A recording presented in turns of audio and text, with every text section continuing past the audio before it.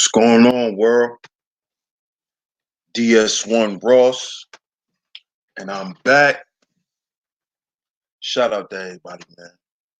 Shout out to everybody who support me and who support this platform. Sheep Stay Sleep TV. It's very much appreciated, man. Much love. I appreciate all the love and the support. And we're back here tonight with the second installment of the Black History Month series of 2020. Shout out to everybody who tuned in last night. If you missed the first installment, go ahead and check that out. It's in the playlist section of my channel. Go ahead and check out the first freedom fighter. Tonight will be the second installment. We will be getting into the life of Paul Robeson. Paul Robeson. Now, on last night's show, I touched on my high school days. And actually the high school I went to turned into Paul Robeson High School. Paul Robeson High School is in Brooklyn, New York, Crown Heights to be exact. I'm not sure if it's still called Paul Robeson anymore, but originally that school, which my dad was an alumni of the school, was it was a vocational school. It was called Alexander Hamilton. That was the original name of the school. And like I said, it was a vocational, like it was a high school, but they taught trades in the school. You know, back then, when you was in high school, you got certain classes. You had shop class. My dad had shop class where you had to learn how to fix things, where you had to learn how to build things. They actually taught you a actual trade in high school. And some years later, you know, maybe 10, 15 years later, you know, they took that out of the high school. This is why you have a lot of millennials who are not handy. It is because they took that out of the curriculum. So when they changed from Alexander Hamilton to Paul Robeson High School, Paul Robeson High School was based on business and technology. It went from vocational and trade school to a business and technology school. So the electives, my electives were I had virtual enterprise where we had our own virtual business. And we basically ran the class like a company. We had different departments in the classroom. And at the end of the year, we had to go and present our business at a showcase. So that shows you the difference between the school system, the curriculum that they had us learning. The curriculum changed. And this is why you have, you know, a lot of millennials who have to turn around and go to trade school and learn trades and stuff like that because they took it out of the curriculum. So tonight, we're going to talk about Paul Robeson, the great Paul Robeson. He's definitely a freedom fighter in his own right. And he's somebody that people don't talk about during Black History.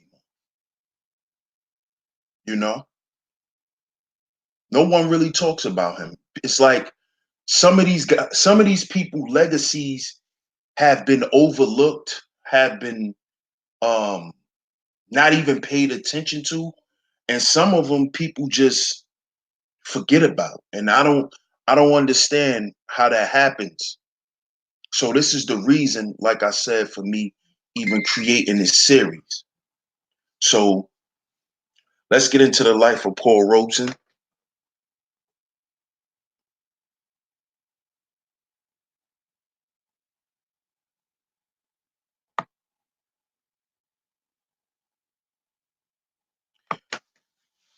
Paul Robeson,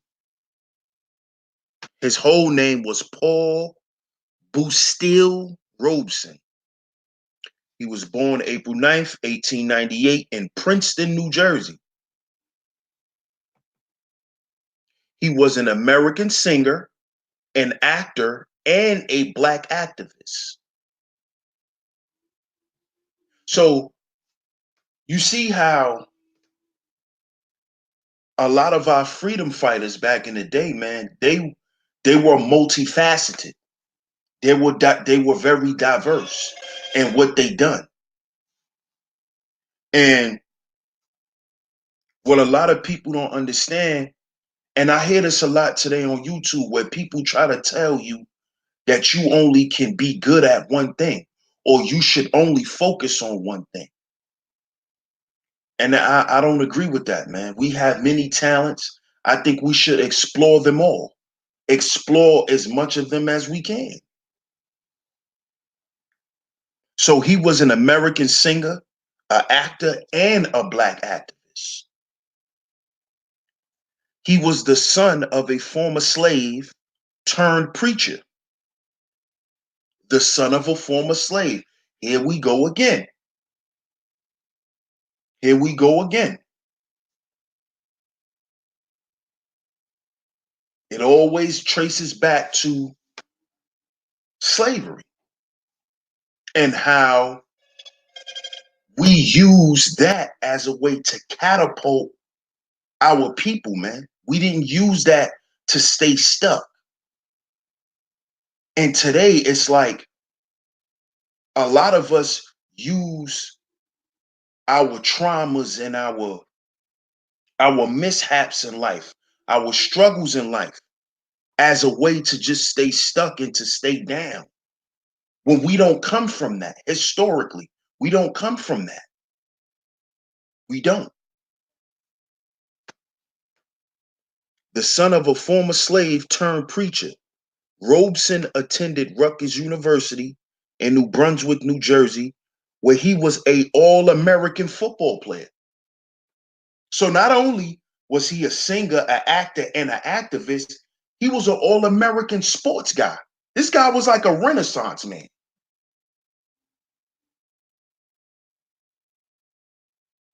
But in school, this guy's never mentioned during Black History Month. He's never mentioned. Upon graduating from Rutgers, at the head of his class, he rejected a career as a professional athlete and instead entered Columbia University. You see, that that is something to be noted, because nowadays we push our children that way. We push our children, and I'm not saying if your child is athletically inclined, not to let them go that way.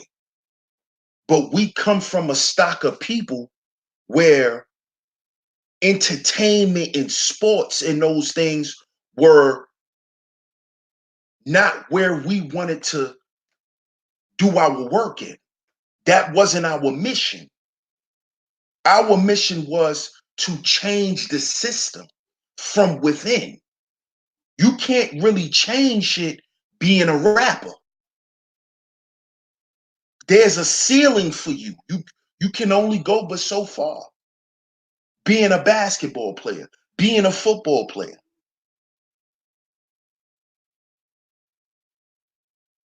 Our history is richer than that. And the people, our historians, they didn't see that as a way to change anything. You may, now it may be a little different. Now it may be a little different, but back then, if you was an athlete, you were still pretty much a slave. I mean, it's the same thing now, but they just dress it up a little different. and you know they give the players a lot more say so and leeway to do certain things. But back then, all you was gonna get was a paycheck, and they was gonna pay you lower than all the other players. So he said, "Yeah, I'm all American, but I'm not going into professional sports. I'm going to be something greater. I'm going to be in a sector where I can change something, where I can make a definite impact." So he went to Columbia. As y'all know, Columbia University is an Ivy League school. So, Paul Robeson definitely wasn't no dummy. He obtained a law degree in 1923. He obtained a law degree. So he said, even though I'm the best football player and I could go and make money and live the rest of my life, I got a bigger mission in that. He went and got a law degree. But because of the lack of opportunity, here goes adversity. Here goes adversity. Here goes adversity.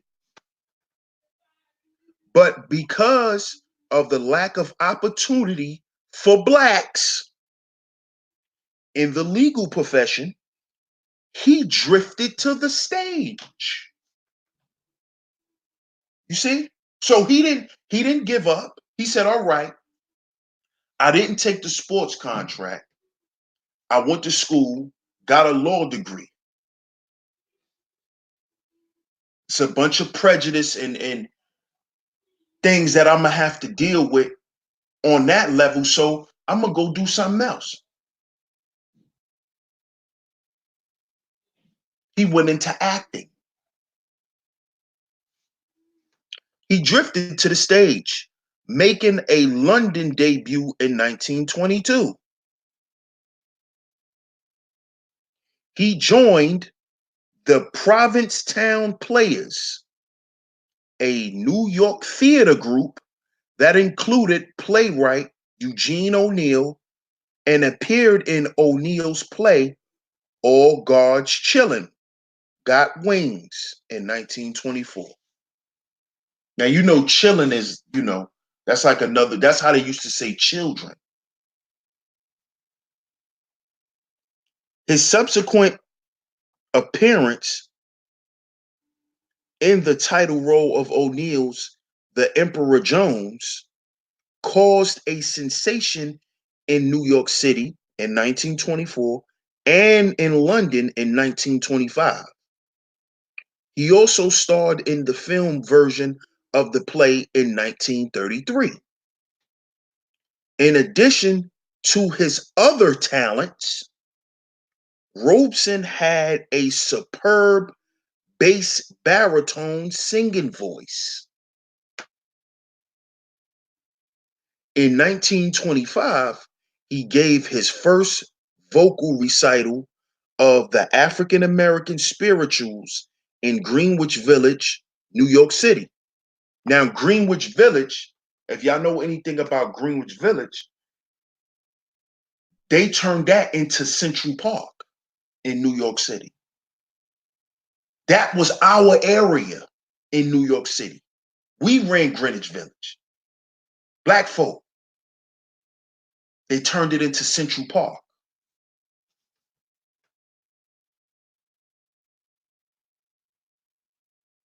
And he became world famous as Joe in the musical play Showboat with his version of Old Man River. His characterization of the title role in Othello in London in 1930 won high praise, as did the Broadway production in 1943, which set an all-time record run for a Shakespearean play on Broadway. So he also played Othello. I didn't even know that. He played Othello. How ironic is that? Othello was a Moor, black man.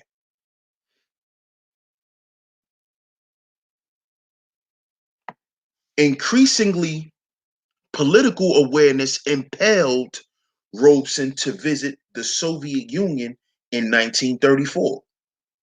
And from that year, he became increasingly identified with strong left wing commitments while continuing his success in concerts, recordings, and theater.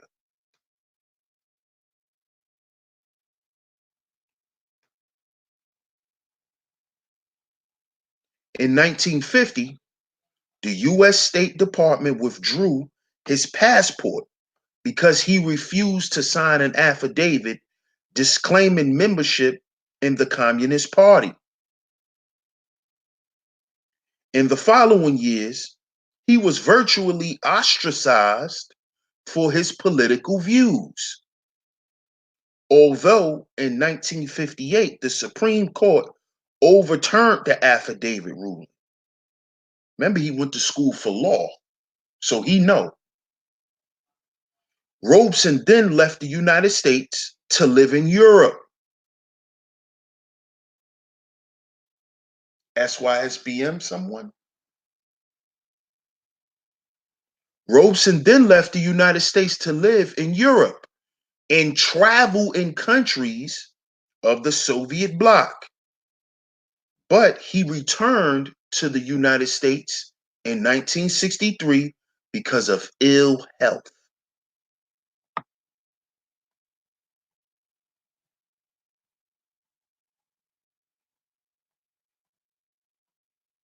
Now, we're going to find some more articles on Paul Robeson, but just with this alone, he also won a Grammy, in case y'all didn't know. He won a Grammy Award. He won a Grammy. So when you hear people downplay the intelligence, the ambition, the integrity of black men, it baffles me so much because the history. And in this series, I'm going to depict more and more black men who've come from adversity and was able to set a legacy that will never die. That will never die. Isn't this ironic that this man, Paul Robeson, was born in 1898 and died in 1976? Isn't it ironic that years later, decades later, I end up going to a school that they named after this man? Now, mind you, Crown Heights, Brooklyn, Crown Heights, Brooklyn, is basically ran and controlled by Jews. And when my dad was young, there was a lot more Caucasian people that lived there. But years later, after, people move and people pass away, they changed my dad's high school from Alexander Hamilton to Paul Robeson. Why would they name that school after him? This is the kind of things that run through my mind. And then you have people out here that's quick to trash black men. When we have countless success stories of black men. Countless. There's streets named after black men who weren't presidents, who weren't politicians. They were just excellent people. They named a school after him in the middle of the ghetto. And it was a business and a technology school.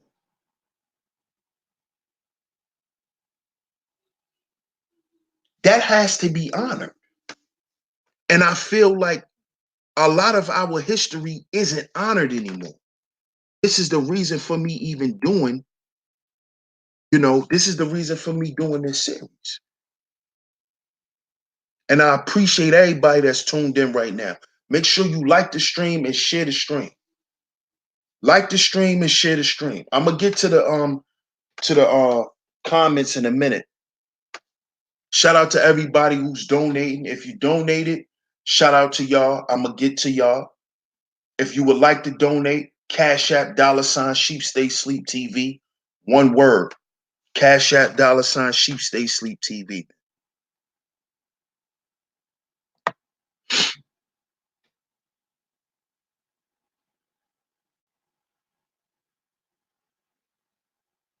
Let's get into a little bit of Paul Robeson's childhood.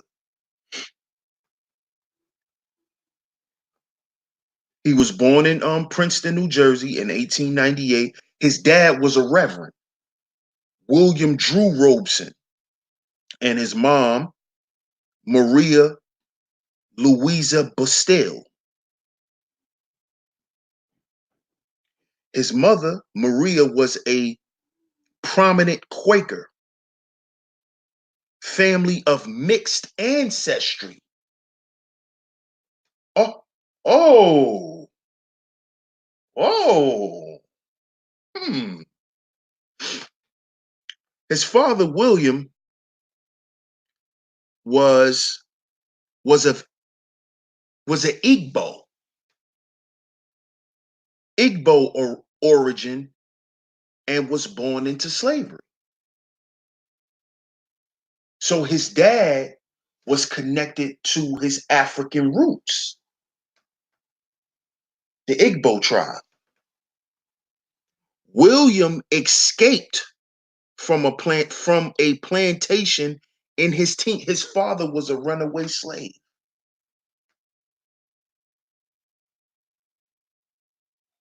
Didn't we hear this similar story with Dr. Rebecca Lee Crumpler? Her second husband, where she got Crumpler from, he was a runaway slave also.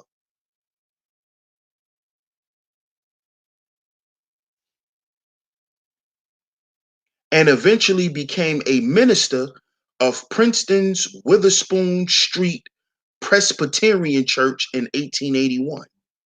Robeson had three brothers: William Drew Jr., Reevy, and Ben, and one sister, Mariana. In the 1900s, a disagreement between William and white financial supporters of Witherspoon arose with apparent racial undertones, which were prevalent in Princeton. Now, mind you, we're talking about Princeton, New Jersey. We're talking about Princeton, New Jersey. High class what? Caucasians. Princeton University, Ivy League. Not a HBCU, Ivy League. Just an Ivy League school. They lived in Princeton, New Jersey. So could you imagine? Could you imagine? At that time, man, William, who had the support of his entirely black congregation. His whole congregation was black in Princeton, New Jersey at this time. We talking about the 1900s. He resigned in 1901. The loss of his position forced him to work menial jobs. They basically ran that brother out the church, man. That's basically what happened. They're not saying that, but come on, 1 + 1 is 2. 3 years later, when Robeson was 6, his mother, who was nearly blind, died in a house fire. Adversity. Who else had their house burned down when they was a little boy? This is years later. Malcolm X, right?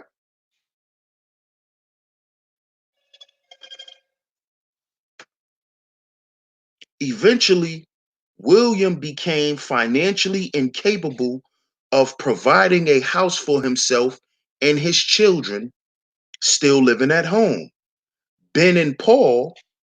So they moved into the attic of a store in Westfield, New Jersey. They had to live in somebody's attic in a store.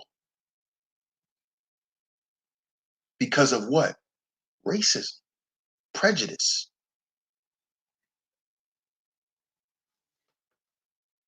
William found a stable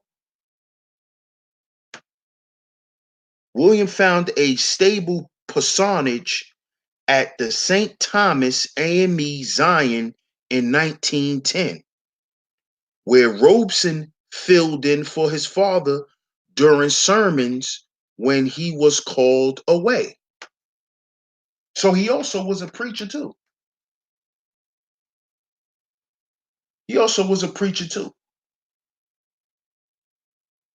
See, back in those times, the black church was different than what the black church has become.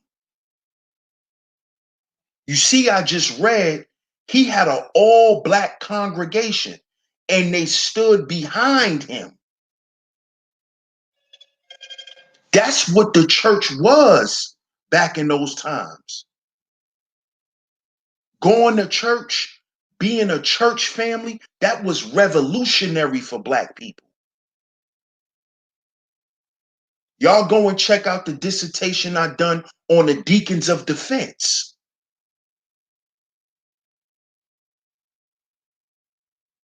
See, the church always wasn't bad for black people. The church was a refuge for slaves and for people who dealt with prejudice and racism. This is where a lot of us gathered and planned and put certain acts into place. It happened in the church. But that's not what the church has become.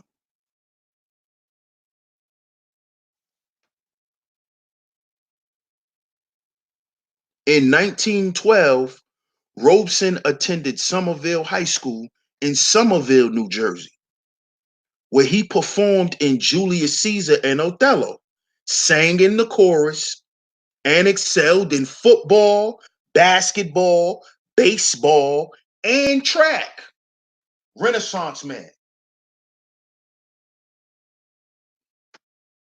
All this adversity, and it didn't stop him. His mother died when he was 6 in a fire. You know what that meant? 9 times out of 10, they set their house on fire. The Klan set their house on fire. That's easy to figure out. And killed his mother.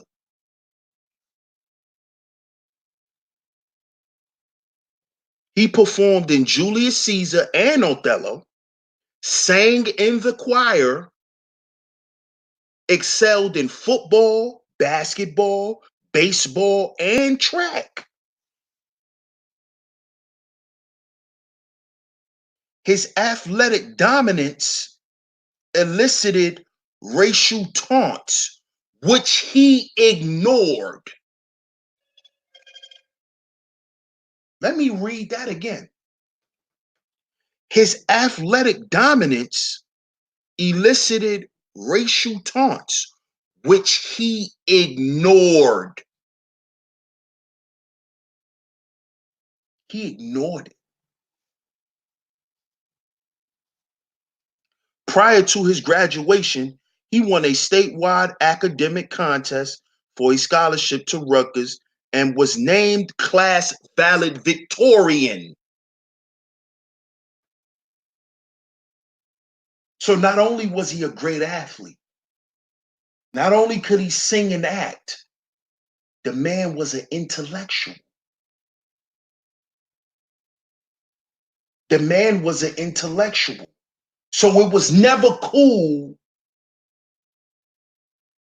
for us to not be thinking black men. It was never cool for black men to be dumb, to just be a dumb basketball player, just to be a dumb rapper. It was never like that. We got the history to prove it. He took a summer job as a waiter in Rhode Island, where he befriended Fritz Pollard, later to be the first African American coach in the NFL. Now, shout out to my man, The Underrated Darkness, because he did a whole dissertation on Fritz Pollard, the first black NFL coach. Fritz Pollard. Him and Paul Robeson were friends.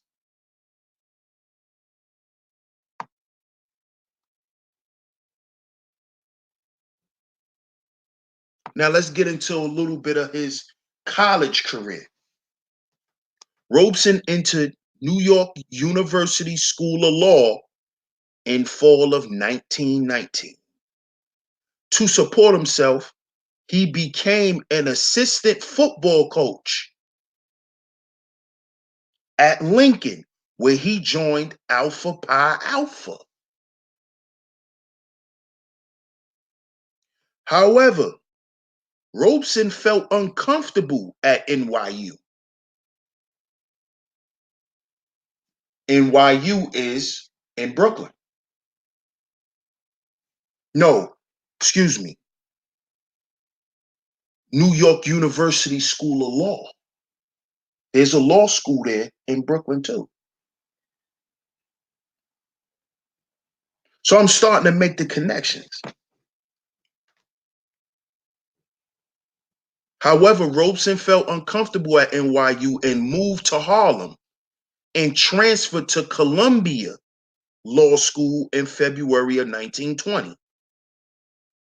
Already known in the black community for his singing, he was selected to perform at the dedication of the Harlem YWCA.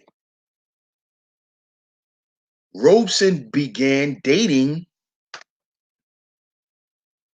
Eslanda Essie Good, and after her coaxing, he gave his theatrical debut as Simon in Ridley Torrance's Simon of Serene. After a year of courtship, they were married in August of 1921. Robeson was recruited by Pollard to play for NFL's Akron Pros while he continued his law studies. In the spring, Robeson postponed school to portray Jim in Mary Hoyt Weiborg's play Taboo. He then sang in a chorus in a off-Broadway production of Shuffle Along before he joined Taboo in Britain. The play was adapted by Mrs. Patrick Campbell to highlight his singing. After the play ended, he befriended Lawrence Brown, a classically trained musician, before returning to Columbia while playing for the NFL's Milwaukee Badgers. He ended his football career after 1922, and months later, he graduated from law school. Now, in the span of 4 years, look at all the things that this man done.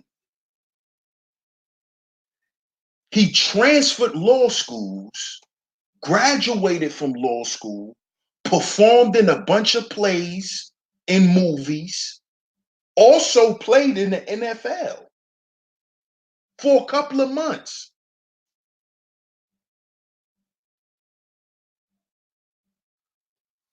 And you know why he was able to do that? Because he didn't focus on adversity. He didn't focus on the losses that he took in life. He was just focused on winning. They said the man ignored racial slurs that were thrown at him when he was playing on the field.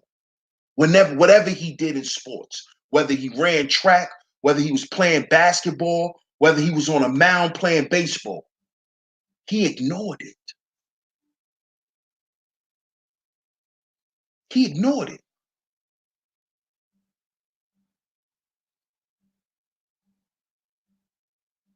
And we could learn a lot just from that alone. Not to even just celebrate his success and his Black excellence, but just little things like that. He didn't let adversity stop him. He knew what he was up against since he was a little boy, and it never stopped him. He didn't get angry. He didn't lash out. He didn't try to fight them back. He just focused on being great. That's powerful within itself. He didn't go grab no rifles. He didn't do any of that. He just focused on being great, man. And like I said, that's powerful within itself.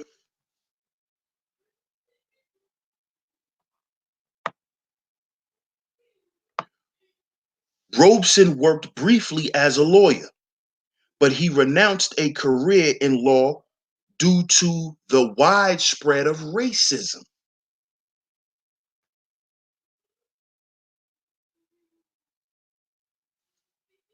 Essie financially supported them, and they frequented the social functions at the future Schomburg Theater, Schomburg Center.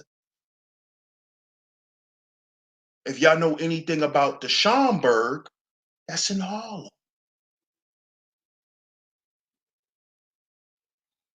That's in Harlem. And what do they call Harlem? Don't they call Harlem one of the black meccas of the world? There's a lot of rich history in Harlem. Well, in New York, period. But Harlem was like one of the epicenters of black consciousness and black excellence. Go and check out last year's Black History Month series where I spoke about the Harlem Writers Guild, where I talked about the Harlem Hellfighters.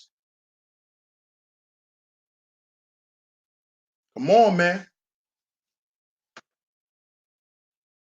In December 1924, he landed the lead role of Jim and Eugene O'Neill's play, like I read before. So we're going to skip over that. The success of his acting placed him in elite social circles, and his ascension to fame which was forcefully aided by Essie. So once again, we have another example of our women being our allies. Forcefully aided. Forcefully aided. It was her duty to support her husband. That was her journey in life. To be that support, to be that help meet, that help mate that God intended you to be.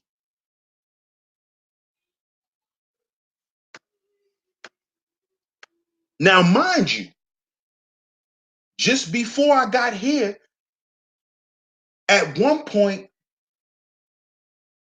Paul was living off of Essie. She was financially supporting him. At one point, they was living off her income because he didn't have one. He didn't have an income. They was living off her bread. Better learn your history before you just be out here.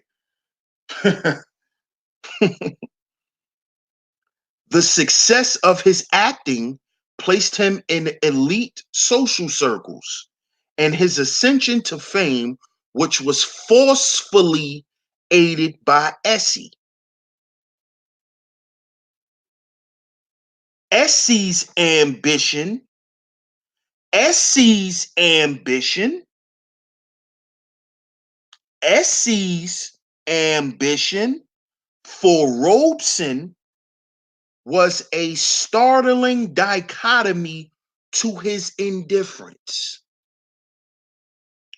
She quit her job, became his agent, and negotiated his first movie role in a silent race film directed by Oscar,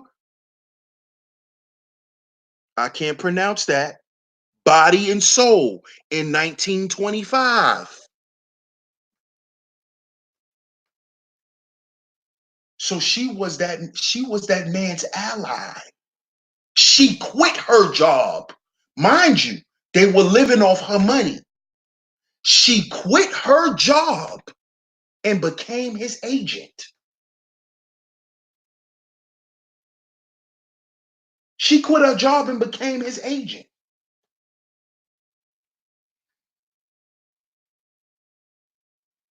History speaks for itself. This is why it's important we read.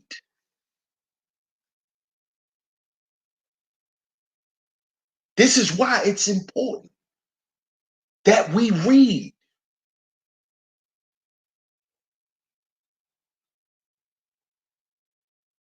Shout out to the Grinch for enforcing that shit. We got to read more and more and more. And we could tell the people who don't because of the things that they say. It was never a question because our women were our allies. They didn't have a problem with the family living off her income. She didn't force Paul to go get menial jobs like his father had to after his mother died. You know why? Because she saw her husband to be great. So she stood behind him. She encouraged him. She even put herself in a position to run shit with him. Not run him, but run shit with him. She became his agent. Let me read that again. People out here is crazy, man. She quit her job. She quit her job. She quit her job, became his agent, and negotiated his first movie role. She did, his wife did that. His wife did that. Man, oh man. Mm-mm-mm. To support a charity for single mothers, he headlined a concert singing spirituals. He performed his repertoire of spirituals on the radio. Lawrence Brown, who had become renowned while touring as a pianist with gospel singer Roland Hayes, stumbled upon Robeson in Harlem. The two ad-libbed a set of spirituals with Robeson as lead and Brown as accompanist. This so enthralled them that they booked Princetown Playhouse for a concert. The pair's rendition of African American folk songs and spirituals were captivating, and Victor Records signed Robeson to a contract. The Robesons went to London for a revival of The Emperor Jones before spending the rest of the fall on holiday on the French Riviera, socializing with Gertrude Stein and Claude McKay.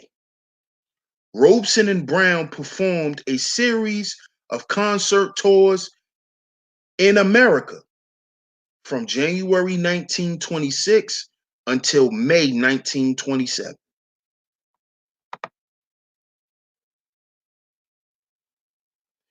During a hiatus in New York, Robeson learned that Essie was several months pregnant. Paul Robeson Jr. was born in November of 1927 in New York, while Robeson and Brown toured Europe. Essie experienced complications from birth, and by mid-December, her health had deteriorated dramatically. Ignoring Essie's objections, her mother wired Robeson, and he immediately returned to her bedside. Essie completely recovered after a few months.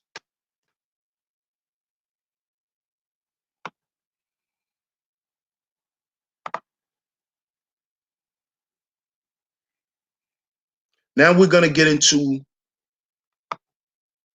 his ideologies and how he became an activist.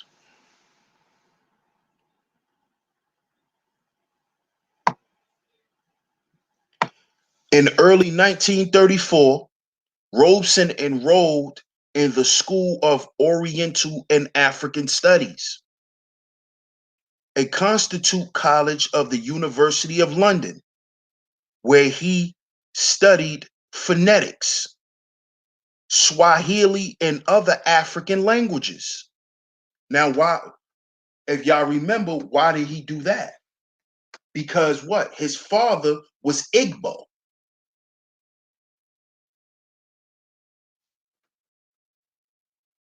His sudden interest in African history and its impact on culture coincided with his essay, I Want to Be African, wherein he wrote of his desire to embrace his ancestry, Igbo. His friends in the anti-imperialism movement and association with British socialists led him to visit the Soviet Union. Robeson, Essie, and Mary Seton traveled to the Soviet Union on an invitation from Sergei Estein in December 1934. A stopover in Berlin enlightened Robeson to the racism in Nazi Germany. And on his arrival in Moscow in the Soviet Union, Robeson said, "Here I am, not a Negro, but a human being for the first time in my life. I walked in full human dignity." Let me read that again. That was powerful because he didn't see himself as a Negro. He didn't see himself as a Negro. This is why he ignored all of the racial taunts that were thrown at him when he performed, when he was on the field, when he was on a basketball court, because he didn't see himself as being a Negro, because he knew his history. He knew where his ancestors were from.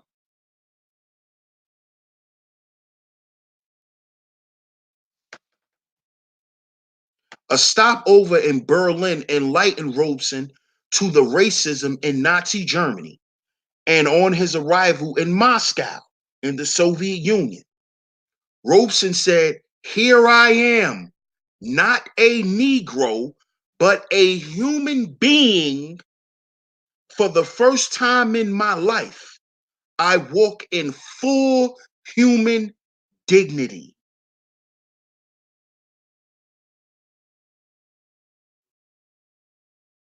Full human dignity. That's powerful, man. He didn't see himself the way we see ourselves today. He didn't see himself to just be, "I'm just a Negro. I'm whatever they say I am. That's me. Whatever you want to call me, that's me." He wasn't accepting of that. He didn't accept the program.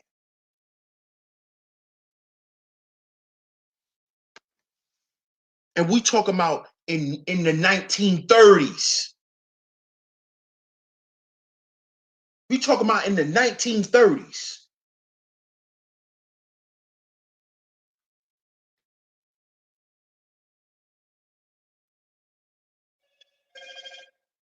Now, this is what gave him that when he visited the Soviet Union and Germany and all of that, that's what made him want to get into activism. Also, learning his history, African studies, learning different languages,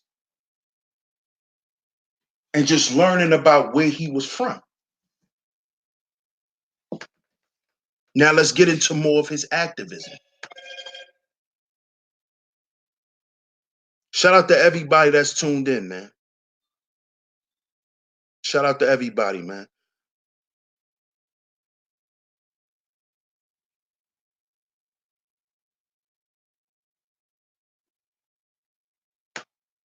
Robeson believed that the struggle against fascism during the Spanish Civil War was a turning point in his life and transformed him into a political activist. So our adversity is what made us get up and do something. We didn't sit back and just accept it. We didn't just sit back and collect the programs that the government gave us and just sit back and just, it is what it is. The adversity that he faced, the things that he saw going on in the world is what propelled him to do what he done and to make change. We've always been like that. This is not nothing new for black folk. This is what propelled us into being great. Adversity, not having struggle, pain. And he didn't just see that in America. He saw it across the world. And he said, this has to change.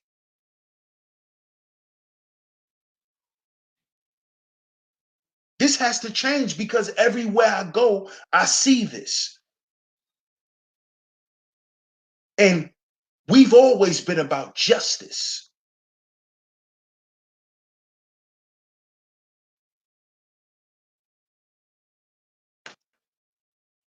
Robeson believed that the struggle against fascism, which is what? Another form of what? Racism. During the Spanish Civil War was a turning point in his life and transformed him into a political activist. In 1937, he used his concert performances to advocate.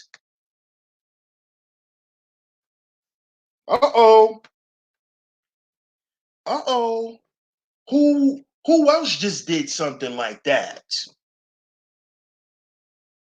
That used their concerts and their music acumen and the fact that they can gather people and use that as a form to advocate for a bigger cause. Ain't that what Jay-Z doing with prison reform?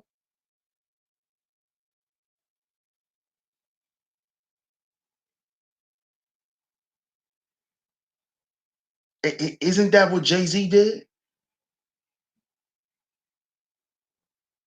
And Meek Mill is the face of it, prison reform.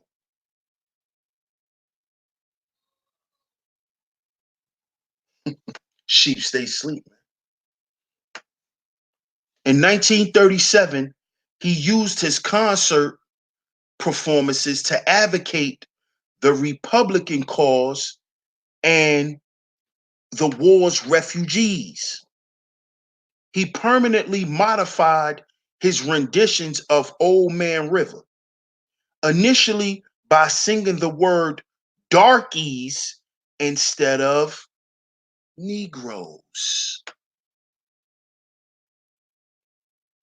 Later, by changing some of the stereotypical dialect in the lyrics to standard English and replacing the the fatalistic last verse, transforming it from a tragic song of resignation with a hint of protest implied into a battle hymn of unwavering defiance. Oh my God.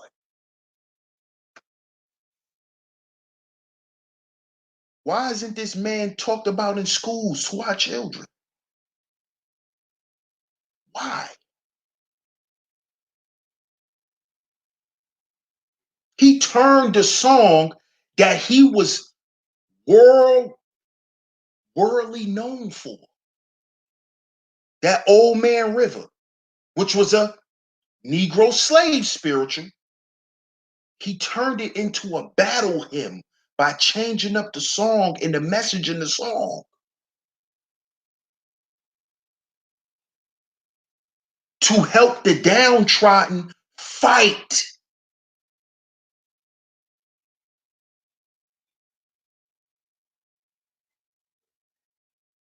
His business agent expressed concern about his political involvement, but Robeson overruled him and decided that contemporary events trumped commercialism.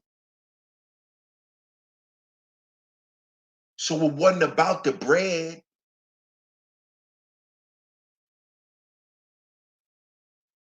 it was about the mission. It was about the mission to stop injustice.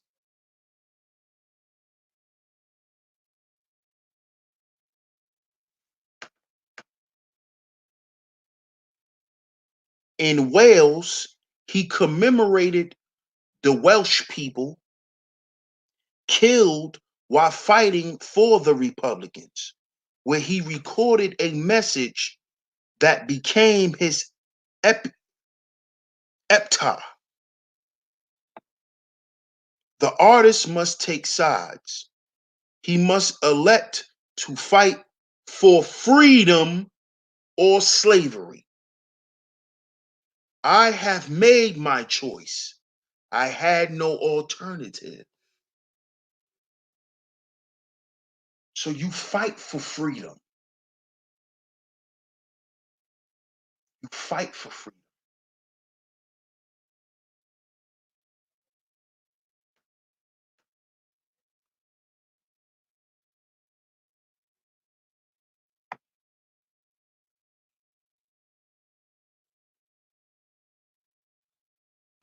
Robeson also developed a sympathy for China's side in the Second Sino-Japanese War.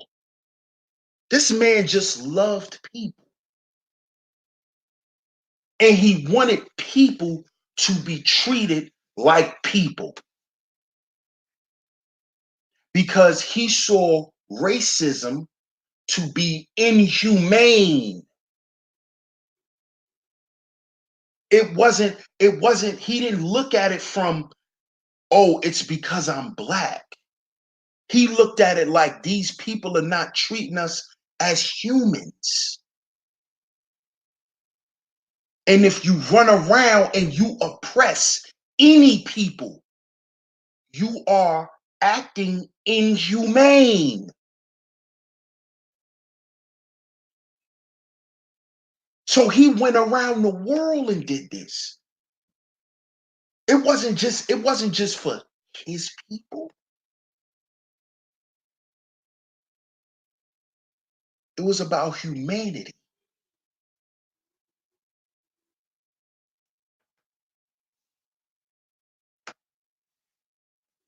Robeson also developed a sympathy for China's side in the Second Sino-Japanese War. In 1940, the Chinese progressive activist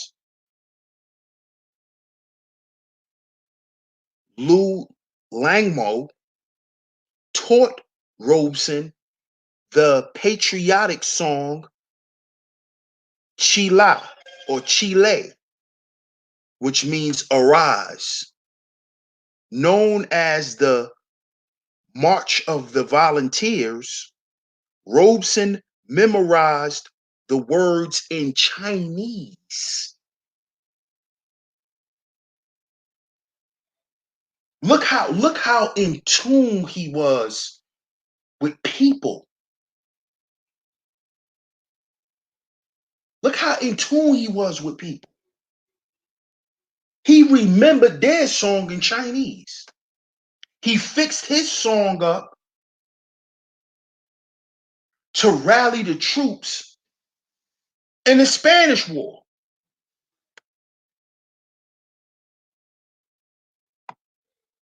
This is crazy. In the Spanish Civil War. Then turn around and sung in Chinese for the Chinese to uplift them, to motivate them.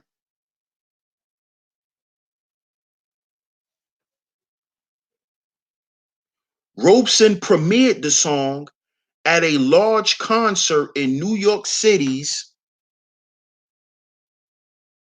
Lusham Stadium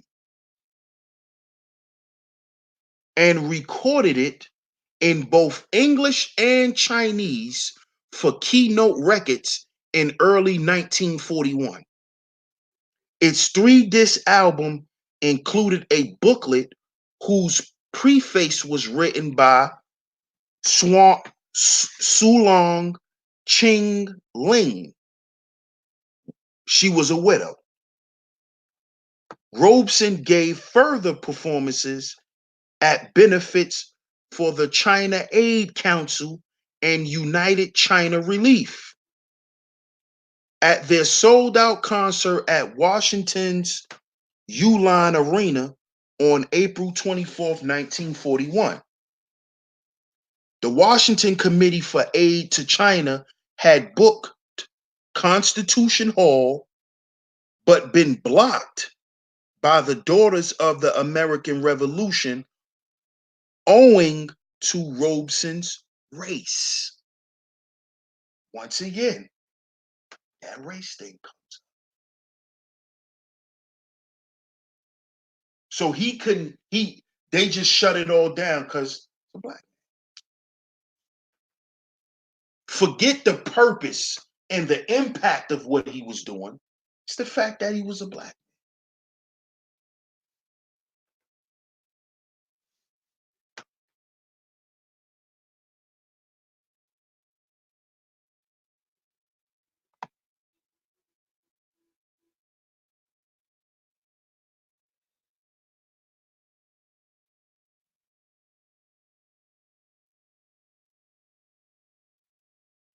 So now let's start to wrap this up. We're going to get down into the ending parts of his life.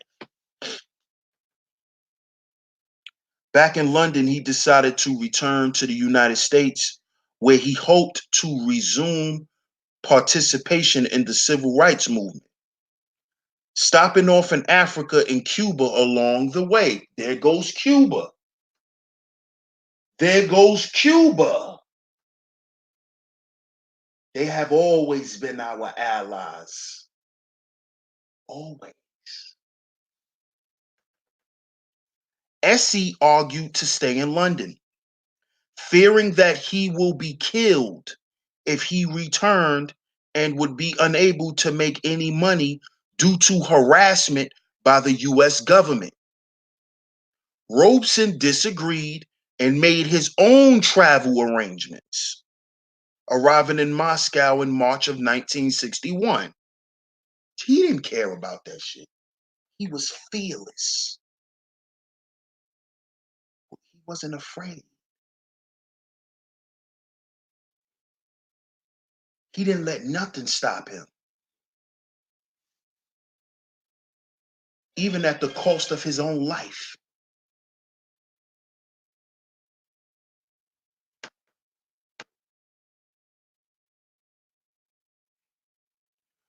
During an uncharacteristically wild party in his Moscow hotel room, Robeson locked himself in his bedroom and attempted suicide by cutting his wrists.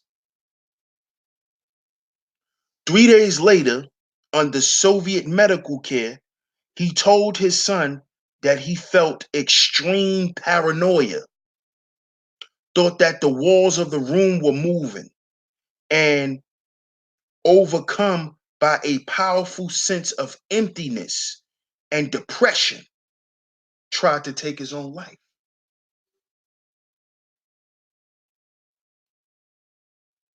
Paul Jr.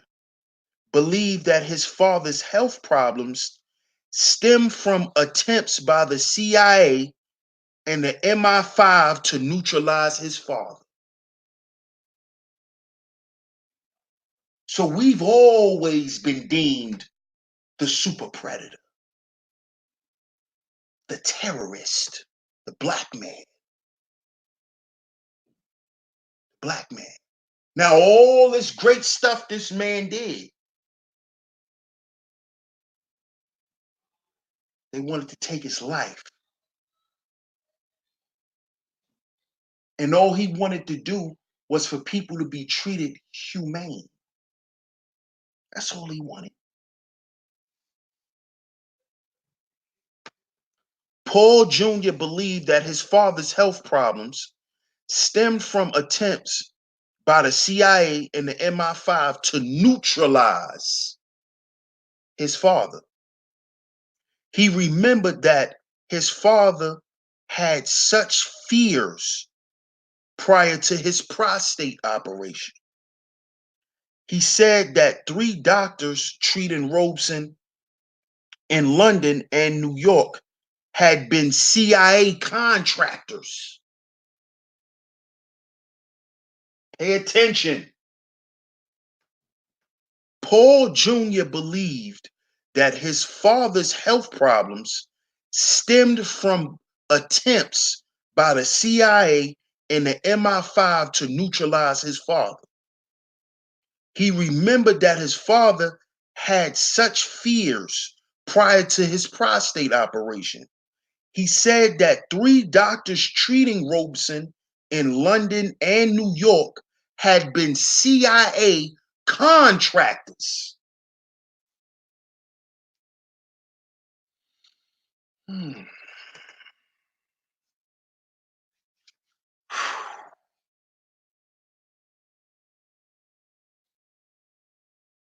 It's the same old shit, same old script, just different actors, man. They've been doing this to us. Been doing it. Been doing it.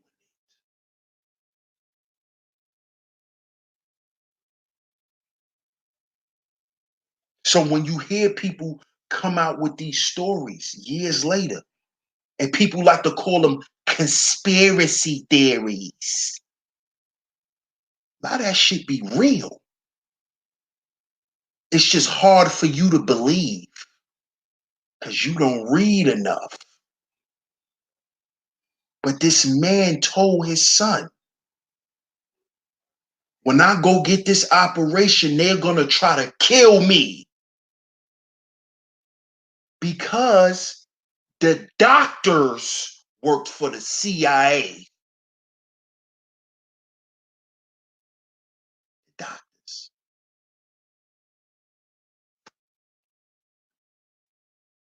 And that his father's symptoms resulted from being subjected to mind depattering under MK Ultra.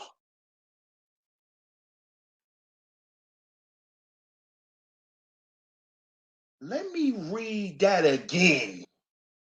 Mind you, this is on Wikipedia. This is Google.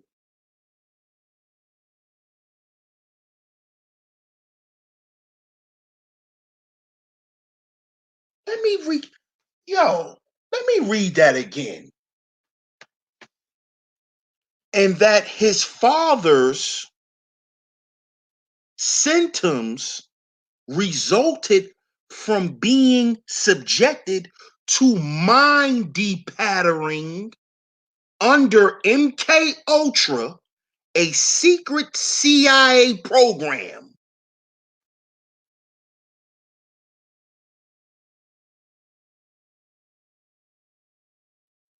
Martin Duberman wrote that Robeson's health breakdown was probably brought on by a combination of factors, including extreme emotional and physical stress, bipolar depression, exhaustion, and the beginning of circulatory and heart problems. This is how they cover the bullshit up. It's how they cover their tracks. They'll just tell you, "Oh, you're bipolar and you're crazy," and that's what they say. Even without any organic predisposition and accumulated pressures of government harassment, he might have been susceptible to a breakdown.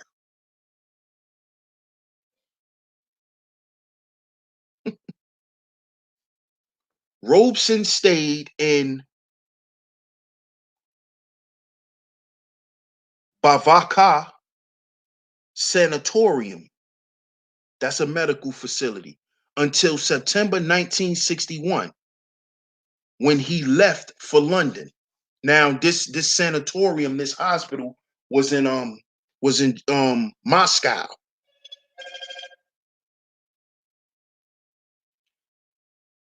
There, his depression reemerged. And after another period of recuperation in Moscow, he returned to London. 3 days after arriving back, he became suicidal and suffered a panic attack while passing the Soviet embassy. He was admitted to the, hold on, I lost my space. He was admitted to Priory Hospital where he underwent electroconvulsive therapy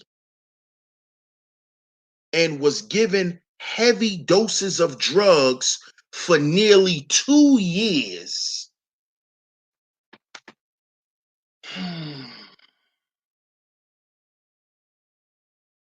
I.e., they killed this man.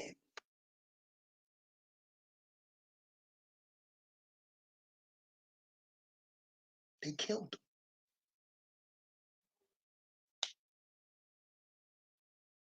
But they killed him slowly. That's what them drugs do. They kill you slowly.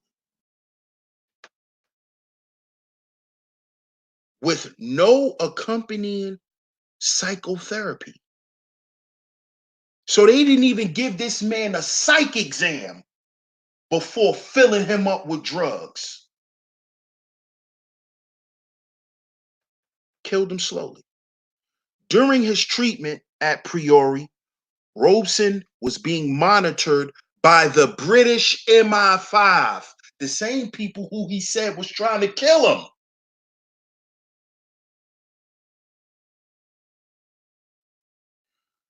By the way, in the movie Born Identity, who was running around trying to catch Jason Bourne?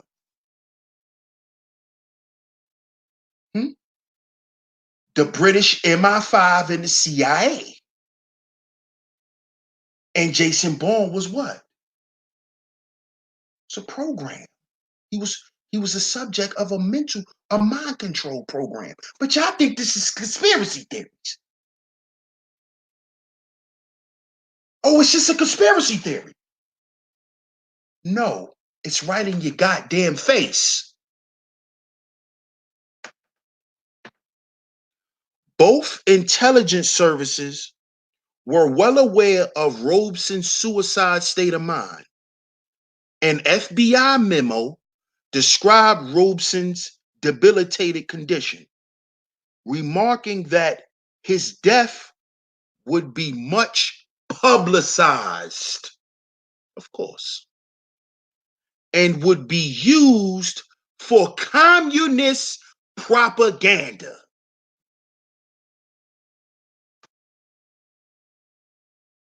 Now remember, he turned down joining the Communist Party. So that's probably when they marked his ass.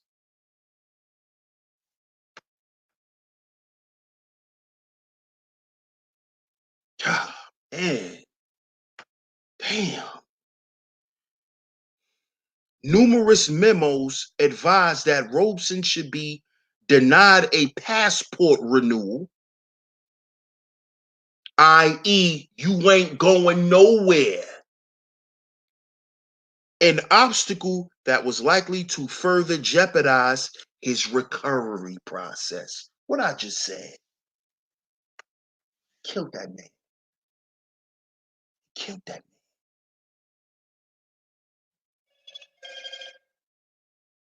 Killed that man.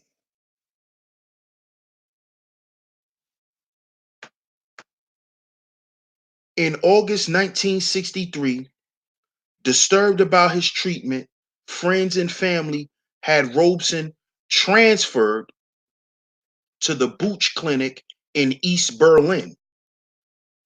Given psychotherapy and less medication, his physicians found him still completely without initiative, and they expressed doubt and anger about the high level of barbiturates and ECT that had been administered in London. He rapidly improved, though his doctor stressed that what little is left of Paul's health must be quietly conserved. So he didn't die right away, even though they tried to speed up the process of them killing him. The man kept fighting.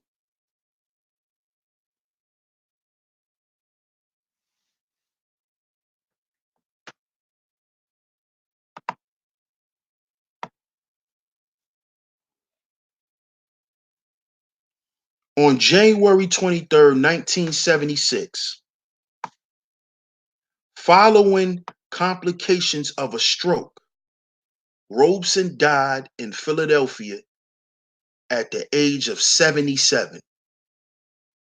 He lay in state in Harlem, and his funeral was held at his brother Ben's former personage, Mother Zion AME Zion Church, where Bishop J. Clinton Hargard performed the eulogy. His 12 pallbearers included Harry Belafonte and Fritz Pollard. Look who was his friends. Look who his friends were.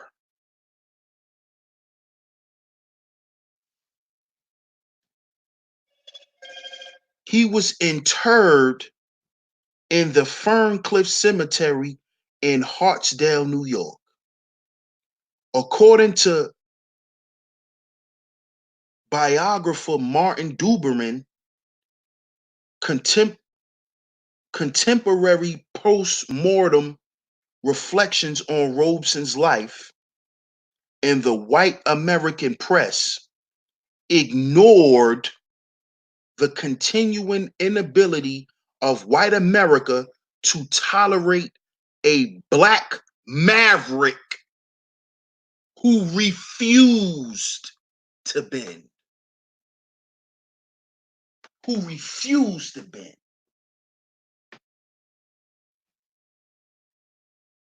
They called him a black maverick.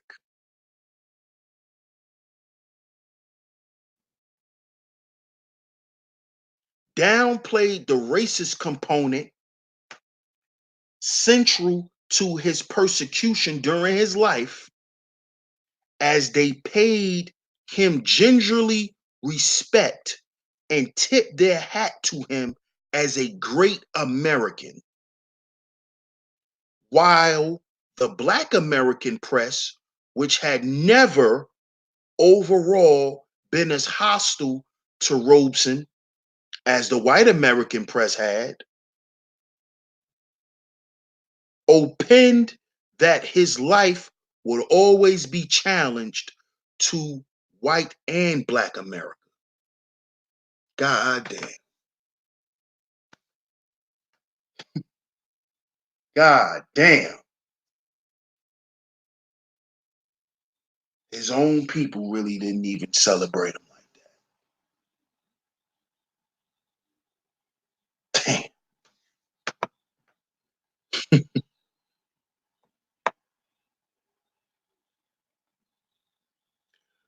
So shout out to y'all, man. Shout out to everybody that's in the chat right now. Shout out to my brother Sonny on the donation, man. He say salute to the real supporters of my brother, the day ones.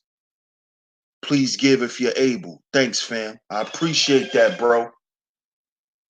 I appreciate that, man. Shout out to everybody that has donated.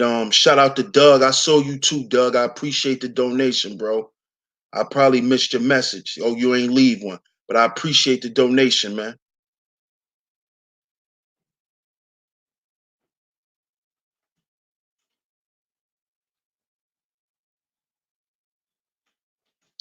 Shout out to everybody that's tuned in, man. Shout out to y'all. Make sure you go ahead and smash the like button. Smash the like button, y'all. Share the stream. You would like to donate before I end the show? Cash App $SheepStaySleepTV. Cash App $SheepStaySleepTV. Much love to y'all. I will be back tomorrow with the third installment of the Black History Month series for 2020. If you would like to catch the first installment, go ahead, check out the playlist. I already made the playlist for 2020, the Black History Month series. Go ahead and check out the installment, the first installment. If you just tuned in, catch the playback. I appreciate the love and the support. I'm your host, DS1 Ross of Sheep Stay Sleep TV. And remember, y'all, we got to heal before we build. We got to heal before we build. And I'm going to catch you on the next one. Peace.